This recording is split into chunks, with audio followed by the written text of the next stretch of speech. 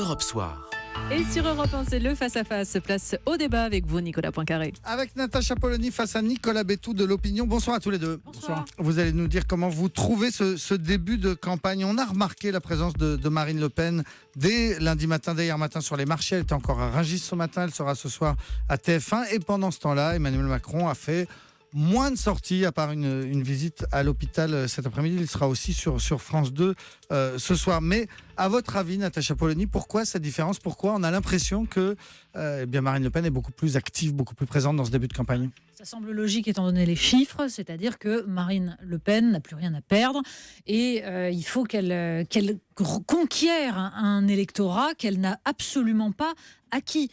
Alors que Emmanuel Macron, lui, pour l'instant, l'ensemble du mouvement médiatico-politique fait sa campagne, ou en tout cas l'aide, avec l'idée du fameux barrage au Front National. C'est l'argument principal et ça lui permet de récolter des reports de voix sans vraiment avoir à dévoiler quoi que ce soit de son programme ou de ce qu'il va faire pour la France.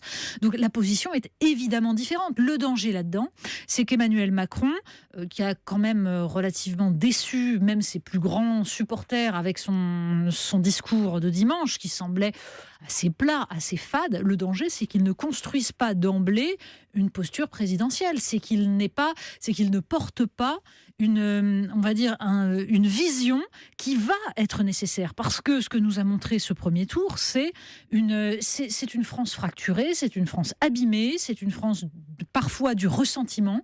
C'est tout cela qu'il va falloir réparer. Or, pour l'instant, il n'a absolument pas donné le signe qu'il était capable, par ses mots, par son discours et par sa vision, de préparer cela. Nicolas Bétou, sur ce début de campagne des deux candidats. C'est évidemment très frappant de voir la différence entre une suractivité de Marine Le Pen qui doit conquérir, qui savait probablement qu'elle était au deuxième tour, tout l'annonçait, et en effet ça s'est vérifié. Et depuis, méthodiquement, elle coche les cases selon l'expression consacrée. En tout cas, elle va voir des populations et elle adresse des messages à chacun. Et à Emmanuel Macron, dont l'arrivée est en partie une surprise, même si les sondages le laissaient présager depuis quelques jours, quelques semaines, et qui pour l'instant est relativement silencieux. Alors c'est une différence qu'on peut très bien expliquer. J'irai même plus loin que ce qu'a dit Natacha Polony. Emmanuel Macron, il a tout à perdre. Marine Le Pen a tout à gagner, Emmanuel Macron a tout à perdre. Il a à perdre quoi ? Il a à perdre cette sorte de brouillard bienveillant qu'il a réussi à construire autour de son projet, dont on ne connaît pas vraiment les tenants et les aboutissants. En tout cas, pas la structuration forte du projet. Demandez à des soutiens d'Emmanuel Macron quelle est sa mesure la plus forte. En général, on vous dit la baisse de la taxe d'habitation. Mais ça ne fait pas un programme présidentiel pour 5 ans tout de même. La baisse d'un impôt lié à l'occupation d'un logement. Donc, il a réussi dans sa stratégie d'attrape-tout à capter une part du vote. Il est le premier à l'issue du premier tour. Et tout ce qu'il peut dire le met en risque de perdre une partie de cette magie qu'il a réussi à construire de façon exceptionnelle. Le problème, c'est que et son discours et la faute de posture qu'il a eue après en allant fêter sa victoire, sa première victoire dans un restaurant de Montparnasse, cette erreur-là le met un petit peu en danger. Il a démarré sa campagne du second tour sur un mauvais axe, un mauvais angle. Et donc, on verra s'il le corrige ce soir, puisqu'en effet, ce soir, il est sur France 2. Pour l'instant, il n'a pas bougé beaucoup, alors qu'il s'est rendu compte qu'il avait fait une erreur. Et d'ailleurs, il a fait monter ses fidèles au créneau pour expliquer que c'était un restaurant qui n'était pas très cher, que tout ça n'était pas planifié, que ça n'avait rien à voir avec... Bon, malgré tout, ça a donné une mauvaise image. Et surtout, je pense que le discours a beaucoup déçu ceux qui attendaient.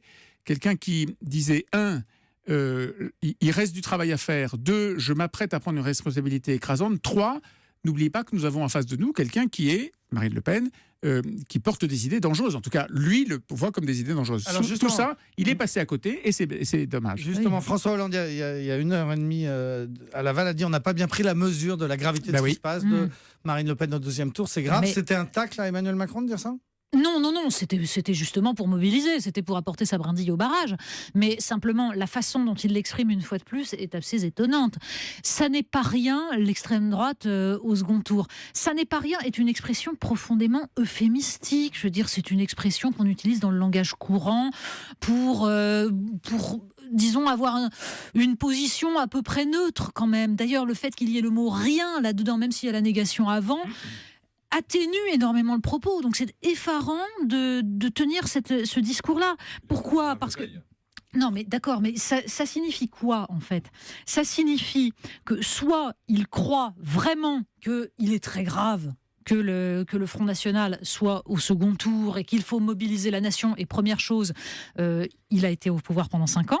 Donc, si le Front National en est là, il y a peut-être une légère responsabilité. Et deuxièmement, dans ces cas-là, il faut tenir un discours vraiment rassembleur, de dramatisation. Or, ce n'est pas ce qu'il fait. Soit il n'y croit absolument pas.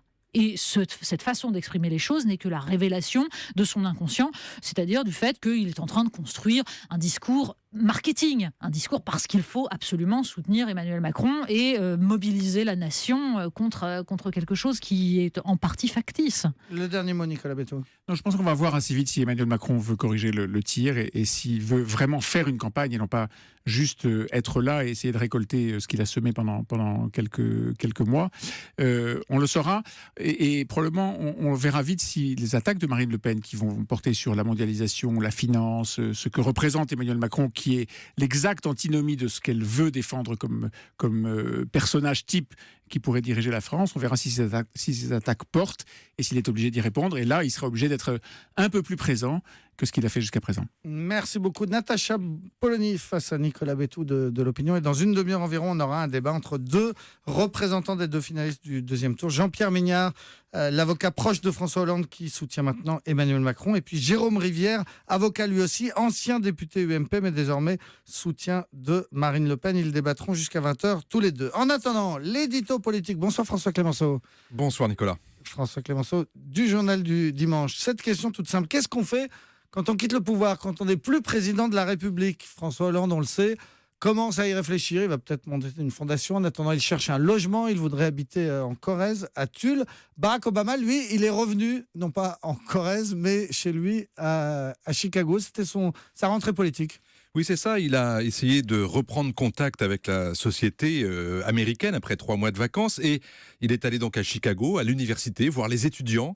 Et comme aux États-Unis, on commence toujours son discours par un trait d'humour, il a dit « J'espère que je n'ai rien loupé depuis que je suis parti ». Autrement dit, comme il est parti depuis 13 ans de Chicago, eh bien, c'était une sorte de petite pique, et notamment pour dénoncer ce qui se passe en ce moment, c'est-à-dire que cette société américaine, elle a bougé puisqu'elle a fini par élire Donald Trump.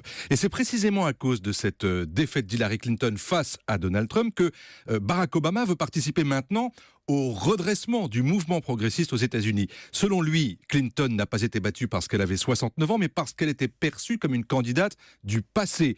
Et que dire de la patronne des démocrates au Congrès, Nancy Pelosi, 77 ans, du chef de file des démocrates au Sénat, Chuck Schumer, 66 ans. Et rappelez-vous, Bernie Sanders, qui a failli battre Hillary Clinton dans les primaires, 76 ans en septembre prochain. Bref, Barack Obama, jeune retraité de 55 ans après un double mandat, se dit qu'il a encore le feu sacré pour passer le flambeau à plus jeune que lui, mais surtout avec l'objectif de rajeunir les idées du Parti démocrate. Alors, dans le Journal du Dimanche, dimanche dernier, vous avez raconté dans une grande enquête comment il entendait faire pour y arriver. Il est en train, Nicolas, de lever... tenez-vous bien, $1,5 milliard pour sa fondation, pour développer un programme qui porte son nom et qui a un triple objectif à ce stade. D'abord, poursuivre les efforts sur un programme qui peut vous paraître anecdotique, mais qu'il a lancé à la Maison-Blanche, qui s'appelle My Brother's Keeper. Je suis le gardien de mon frère, et qui vise à multiplier à travers tout le pays le tutorat pour favoriser l'accès à l'université des jeunes noirs et des jeunes latinos.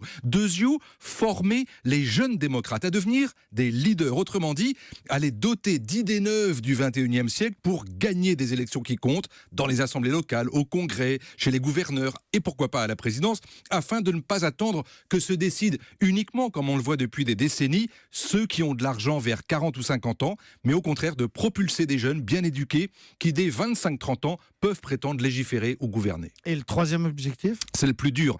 Il s'agit de parvenir par la pression à faire modifier la carte électorale dans les circonscriptions des États républicains. Ça fait des décennies que ces circonscriptions n'ont pas été modifiées en fonction d'une démographie qui, elle, vous le savez, a considérablement changé. Alors aujourd'hui, si les assemblées de chaque État fédéré et à la Chambre des représentants restent si souvent à droite chez les conservateurs, c'est parce qu'ils ont refusé de changer cette carte qui les avantage toujours. Eh bien, l'ancien ministre de la Justice d'Obama, l'Afro-Américain Eric Holder, est à la manœuvre sur les ordres d'Obama et ce sujet qui bouge finira par faire du bruit avant la prochaine présidentielle 2020 et c'est comme par hasard la date à laquelle cette fondation Obama tournera à plein régime. Comme par hasard, l'édito étranger signé François Clémenceau. Merci beaucoup François. Dans un instant, le ZAP, les médias et le meilleur de Nicolas Canteloup.